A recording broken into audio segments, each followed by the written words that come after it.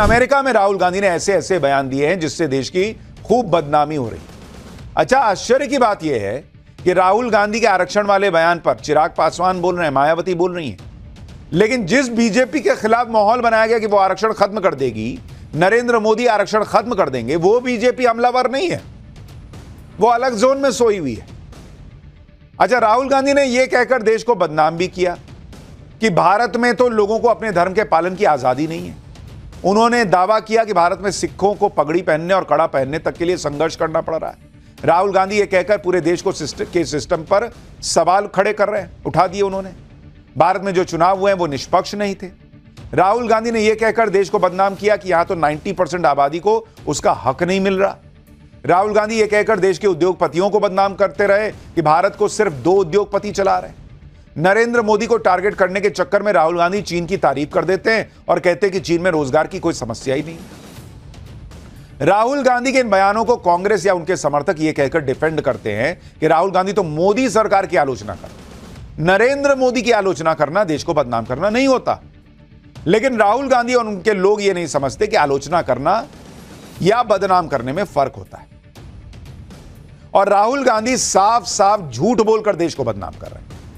उन्हें शायद यह गलतफहमी है कि वो नरेंद्र मोदी को टारगेट कर रहे हैं, लेकिन ऐसा करने के चक्कर में वो देश की छवि को डैमेज कर रहे हैं। जैसे राहुल गांधी ने अमेरिका में बैठे बैठे यह दावा कर दिया कि भारत में तो सिखों को धार्मिक आजादी के लिए संघर्ष करना पड़ रहा है, पगड़ी पहनने, गुरुद्वारे जाने के लिए संघर्ष करना पड़ रहा है।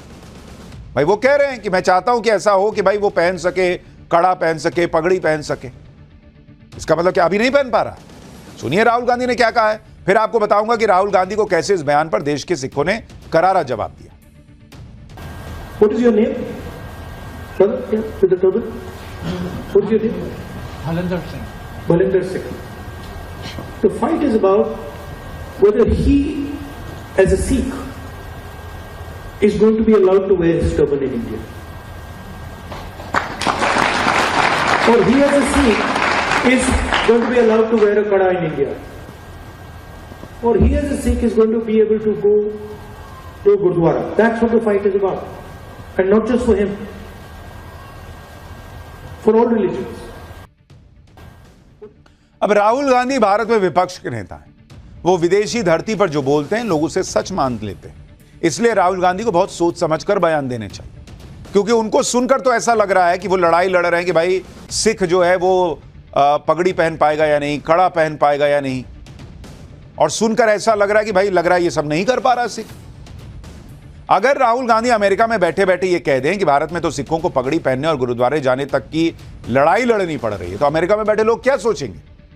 सोच लेंगे कि भाई यही हो रहा होगा। वो भारत को ऐसे देश के रूप में देखेंगे जहां लोगों के पास धार्मिक आजादी तक नहीं है, जबकि सच इसके उलट है।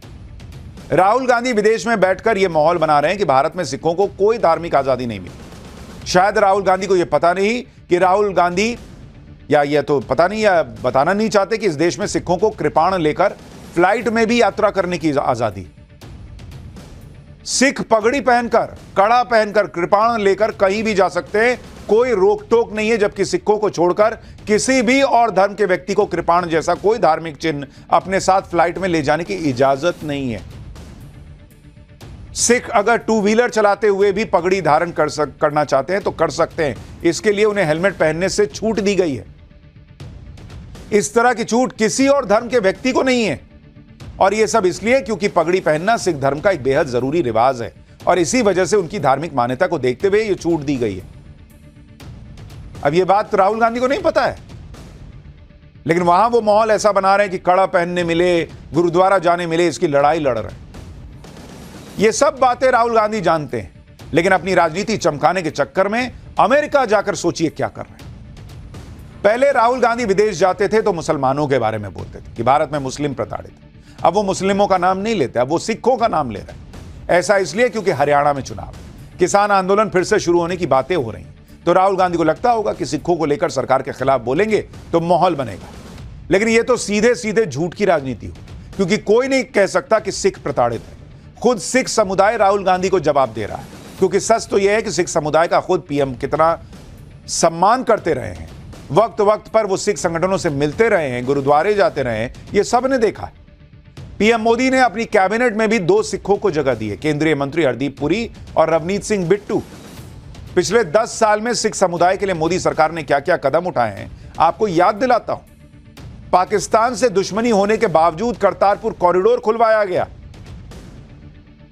अफगानिस्तान में फंसे सिखों की पूरी हिफाजत के साथ देश लेकर आए। अफगानिस्तान से पवित्र गुरु ग्रंथ साहिब के 3 स्वरूपों को सुरक्षित लाया गया। गुरु गोविंद सिंह के छोटे साहिबजादों की शहादत को याद करने के लिए 26 दिसंबर को वीर बाल दिवस के रूप में घोषित किया। सिख धर्म हो या अन्य धर्म, पीएम मोदी ने हमेशा ही सब धर्मों के प्रति आदर और सम्मान जताया। इसलिए राहुल गांधी के बयान पर बीजेपी भड़की हुई। केंद्रीय मंत्री हरदीप पुरी ने राहुल गांधी को करारा जवाब दिया। सुनिए एक बार, फिर राहुल गांधी को वो इतिहास याद दिलाऊंगा जिसे वो शायद भूल गए। जितनी सेफ्टी सिक्योरिटी सिख्स को अपना रिलीजन प्रैक्टिस करने के लिए इंडिया में है, मैं समझता हूं कम जगह में होगी। मैं नहीं समझता कि उनको समझ नहीं है, पर वो बाहर जाके गलत और डेंजरस नैरेटिव करते हैं। It's a very very very regrettable thing. जो राहुल गांधी आज विदेश में जाकर सिख समुदाय को लेकर झूठी बातें कह रहे हैं, इस तरह की झूठ फैलाने वालों को अपनी पार्टी का उस इतिहास को नहीं भूलना चाहिए, जिस इतिहास में उनकी पार्टी के हाथ खून से रंगे।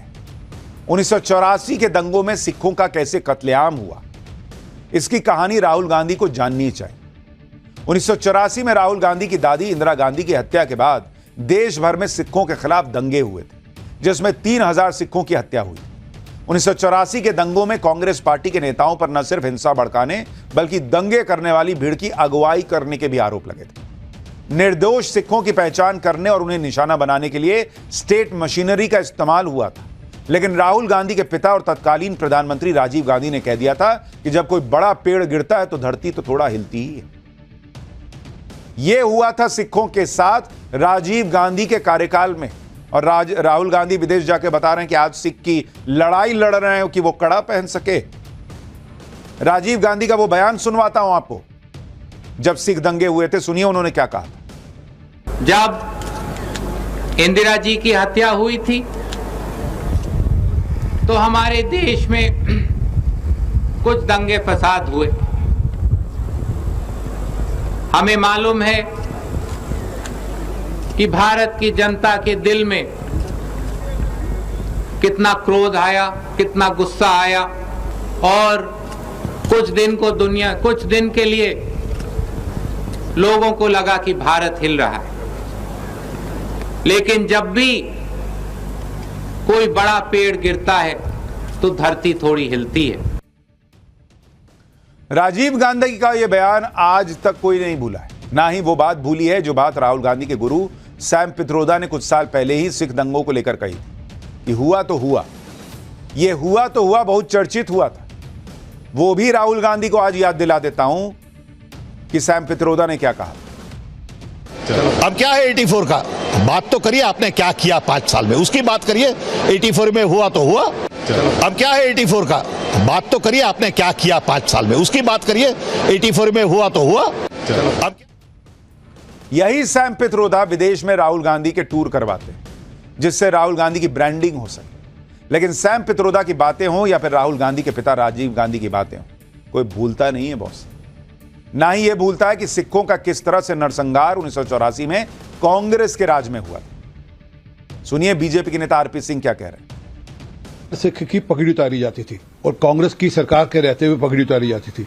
हर सिख की चेकिंग होती थी और किस प्रकार से दिल्ली के अंदर 3000 सिखों का कत्लेआम किया, पगड़ियां उतारी, केस काटे, दाढ़ियां काटी, उनके ककार निकाले और उसका तेल डालकर, पेट्रोल डालकर और एक स्पेशल कोई व्हाइट पाउडर डालकर उनको और गले में टायर डालकर उनको जलाया गया। वे ये इस बात को नहीं बताते कि ये उनके रहते हुआ उसका, परंतु मेरा राहुल गांधी को चैलेंज है, जो बात वो विदेश में कह रहे हैं सिखों लेकर हिंदुस्तान में कहें और मैं उनके खिलाफ मुकदमा करूंगा, क्योंकि विदेश में जाकर कहने से उनके खिलाफ मुकदमा नहीं बनता। देश में आकर यही बात रिपीट करे ना कि भाजपा ने सिखों की पगड़ियां उतारी या उनके कड़े उतारे, तो मैं उनको वापस ठीक ढंग से कोर्ट के अंदर घसीटूंगा। जिनका ऐसा इतिहास रहा हो वो आज विदेश में बैठकर ऐसे लेक्चर दे रहे हैं जैसे भारत में तो किसी को कोई आजादी नहीं। वो विदेश में बैठकर ऐसा माहौल बना रहे हैं जैसे भारत में सब कुछ बर्बाद कर दिया नरेंद्र मोदी। एक तरफ राहुल गांधी इस तरह की बातें कर रहे हैं, दूसरी तरफ यह भी कहते हैं कि नरेंद्र मोदी से अब कोई डरता नहीं है। उन्होंने तो पीएम मोदी को मनोवैज्ञानिक तौर पर हरा दिया है, उन्होंने तो नरेंद्र मोदी का कॉन्फिडेंस हिला दिया है। लेकिन अगर कोई राहुल गांधी से यह पूछ ले कि इतना ही मोदी कमजोर हो गए, इतना ही राहुल गांधी मजबूत हो गए, तो वो नरेंद्र मोदी से तीसरी बार भी क्यों हार गए? इस सवाल पर राहुल गांधी बहाने बनाने लगते हैं कि चुनाव ठीक से नहीं हुए।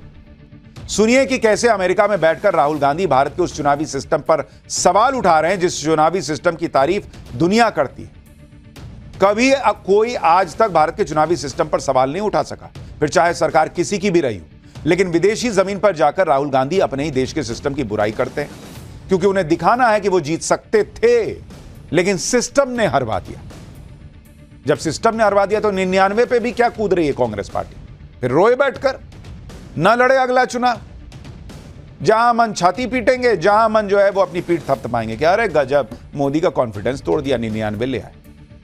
सुनिए राहुल गांधी ने चुनाव पर क्या कहा अमेरिका में। I don't think the BJP, in a fair election, they were nowhere near 240 seats. No way. I mean, I'd be surprised if they had a financial, huge financial advantage. They had locked our bank accounts for one, but huge war chest. The election commission was doing what they wanted. I mean, the entire campaign was structured so Mr. Modi could, do his thing across the country. So I don't view it as a free election at all. I view it as a rather controlled election. एक तरफ तो राहुल गांधी कहते हैं कि सरकार नरेंद्र मोदी की है, लेकिन सिस्टम उनका है। अगर सिस्टम उनका है तो फिर क्यों राहुल गांधी सिस्टम की शिकायत कर रहे हैं कि सिस्टम की वजह से हार गए? यह तो अपनी कमियों को छुपाने वाली बात है, यह सच्चाई को न देखने वाली बात है, क्योंकि सच्चाई यह है कि ये लोग तीसरी बार भी नरेंद्र मोदी से हारे। सच यह है कि ये लोग भले ही चुनाव पर सवाल उठाएं, लेकिन इसी सिस्टम से जीतकर वो राज्यों में सरकारें बनाते हैं। अभी हरियाणा में चुनाव हो रहे हैं, जम्मू कश्मीर में चुनाव हो रहा है, तो इसी सिस्टम से चुनाव हो रहा है ना बॉस। और सब इस चुनाव में जुटे हैं। लेकिन चुनाव के बाद अगर जीत गए तो राहुल गांधी हीरो हो जाएंगे, अगर हार गए तो ईवीएम को विलन बनाएंगे, दुनिया भर में जाके कहेंगे कि फेयर इलेक्शन नहीं हुआ। इसलिए मैं कहता हूं कि ये नरेंद्र मोदी की बुराई नहीं, ये देश का अपमान करते हैं। विदेश में जाकर देश की छवि बिगाड़ते हैं कि हमारे यहां तो ढंग से चुनाव भी नहीं हो रहा, हमारे यहां तो आजादी नहीं है। लेकिन जहां तक राहुल गांधी की बात है तो कई बार राहुल गांधी की बातें समझ से बाहर हो जाती। जैसे अमेरिका में किसी ने उनके गठबंधन को इंडी गठबंधन कह दिया, तो राहुल गांधी इस पर नाराज हो गए और कहने लगे कि उनका गठबंधन का नाम इंडिया है, इंडी नहीं है। इस पर सवाल पूछने वाले ने राहुल गांधी को यह कहकर फंसा दिया कि इंडिया में जो लास्ट वाला ए है उसका मतलब क्या है? अलायंस ही ना है।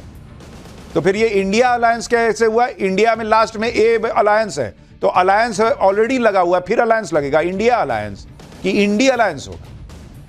तो राहुल गांधी फंस गए। सुनिए वहां, देखिए वहां क्या हुआ। जो इंटरव्यू ले रहा है वो भी हंस गया, हंसने लगा राहुल गांधी की बात सुन। It's not India Alliance. That's a BJP framing. It's India Alliance. What's the last word stand for? What does the A stand Alliance. for at the end? So wouldn't it be redundant to say India No, Alliance? it's not. It's not. Because the whole idea of the alliance was to put across to the people of India that India is being attacked. And it was very successful. And generally the BJP people say India Alliance, but everyone else in India says India Alliance. Rahul Gandhi विदेश जाकर अपना भी मजाक उड़वाते हैं, देश की बदनामी करवाते हैं 16। लेकिन राहुल गांधी को कोई टोकता नहीं, क्योंकि वो इकोसिस्टम के उस एजेंडे को आगे बढ़ाते हैं जिस एजेंडे के टारगेट पर नरेंद्र मोदी। ऐसा ही एक एजेंडा वो विदेशी ताकतें नरेंद्र मोदी के खिलाफ चलाती हैं, जिन्हें भारत की स्टेबिलिटी आंखों में खटक रही।